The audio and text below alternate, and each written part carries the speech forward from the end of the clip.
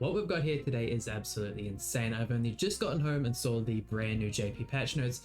From this first photo here, you can obviously tell we've got a new skin for Barn and potentially a new Swimsuit Roxy or Swimsuit Freyja. We go ahead and scroll down. I take it this is going to be what's going to show us who the new character is going to be. The brand new Freyja, man. I'm sure people have already got up on Twitter all of the translations for all the skills and all that kind of stuff, but go ahead and skip over to this one here. We should of course be able to see the banner now. Where of course is it? Not loading. There we go. So featured units, I mean, with the Escanor being there, that pretty much confirms that we're going to have an LR green Escanor. So man, that is so goddamn hype. I hope he is just as good as the LR Lost Vein. I doubt his stats will be as high, but I still feel like he's going to be second highest in the game by far, easily.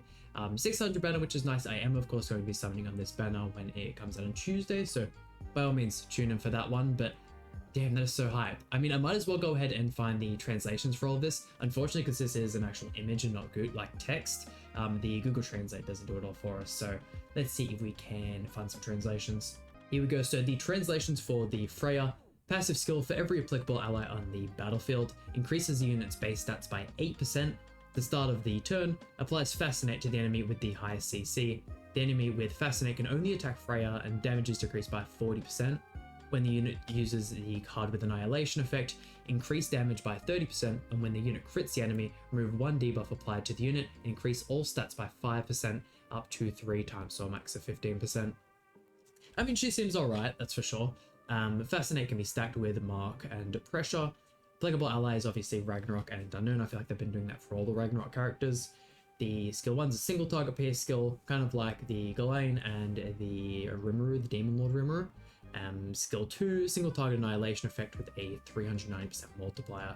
The annihilation ignores critical resistance by 50% and 2 times crit damage.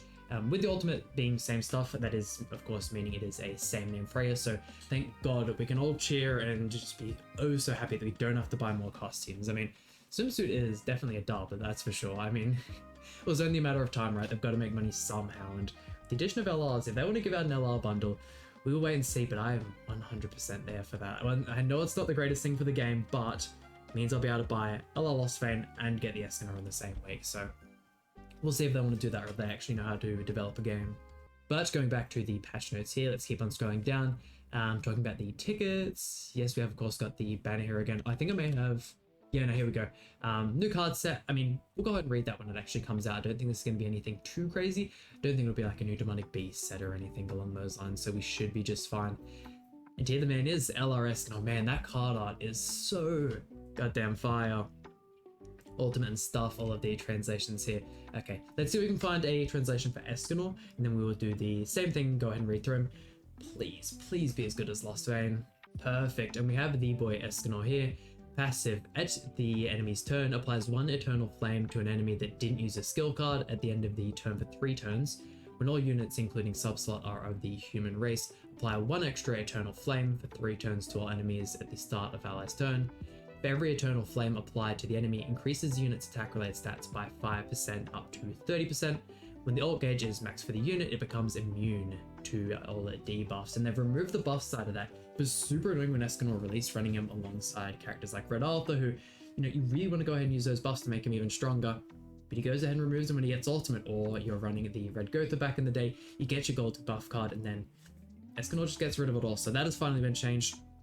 The whole Eternal Flame thing does seem really strong as well. I think this guy's going to be an absolute beast.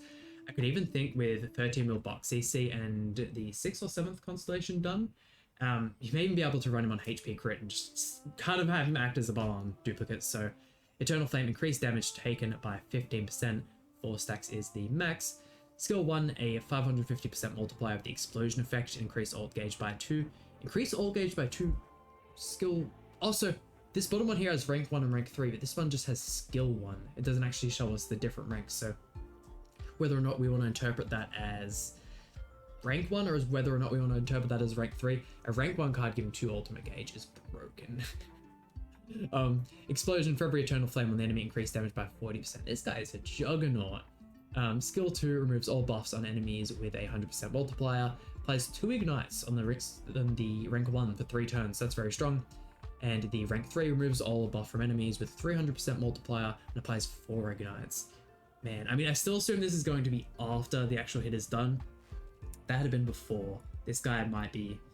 You could probably put this guy above Barn if that was the case, but he's definitely looking good. I'm still really curious as to whether this skill 1 is a kind of rank 1 or a rank 3, what he's giving us there for the text. Ultimate ignores crit resistance by 100% with a 1260% multiplier. The ignore crit resistance is definitely new, so that means he's pretty much going to be guaranteed to crit. But the damage might even be a little bit higher as well, but he was definitely just a raw damage beforehand. And he does have a second ultimate with Merlin. He was a character that was actually introduced a while ago and he had that effect, so whether or not it's just the same thing, ignores crit resistance, we will have to go ahead and see, but that's just fine. And scrolling on down here, we have the rest of the patch notes. I mean, if there's anything else I'm expecting from the rest of this, it would be that LR coin bundle, but let's go ahead and see. The 4th anniversary special tournament commemorative bronze statue, not too interesting. Ticket bundles for everyone who's interested in those. I've got 300 gems at the moment. How Dokkan's been treating me. You could one and done on Grand Cross. That'd save me so much money. That, and I have a new microphone coming in, which I've spent a lot of money on, so we're not equipped with the funds at the moment. Daily login, I assume. Event reward during the event period, you can receive first day. Okay, yeah. Login bonus, which is Super Awakening coins in the SSR pen. Is always super, super good. World Quest, yeah, I mean, just a returning event. I believe we do, or we have already had this one previously, so that's kind of nice. Rewards for it, or special summer box rewards. Once again, SA coins is really good. Hammers are a little bit short in supply.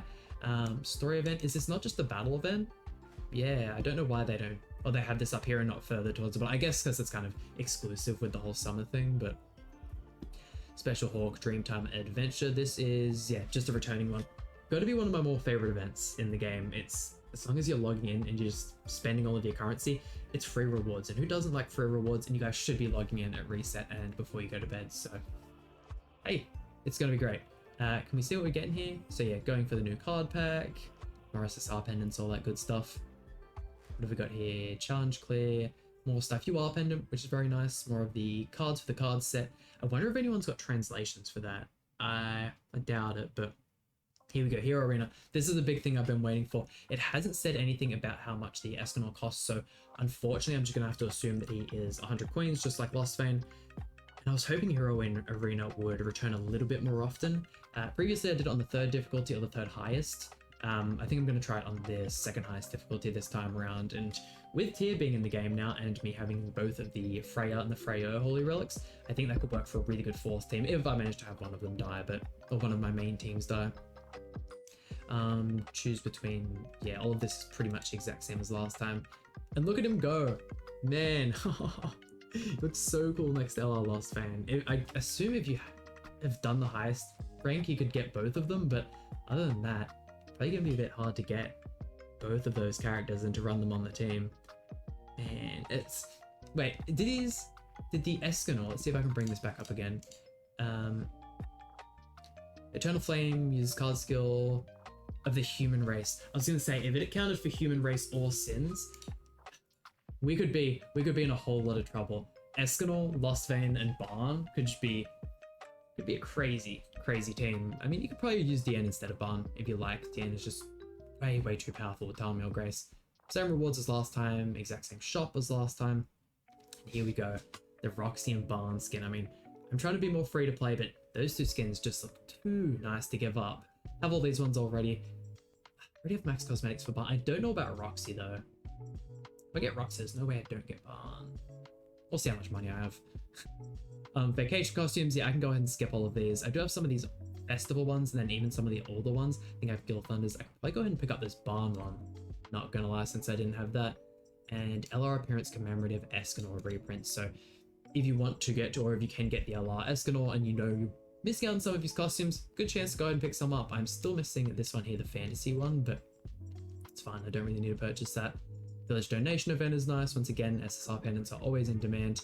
And this is what I was talking about when I said the battle event. I thought the other things should be down here a little bit more. Ah, well. And then other than that, events, oh, not events. Bug fixes and quality of life changes. Improvements will be made so that the effect will not be displayed when an enemy with a debuff is targeted or uses a skill. It will be displayed normally when participating in battle or when checking information when you hold on to them. Okay. Improved skip ticket usage. When using a skip ticket, the production speed is improved to be more quick. Changed Marble, you're cooking with this one. Used from 10 to 30 times now is the max. So, I mean, hey, that being the end of the patch notes, man, that is probably a whole lot better than having a LR coin bundle in there. Jesus, you've absolutely cooked once again with this one, Netmarble.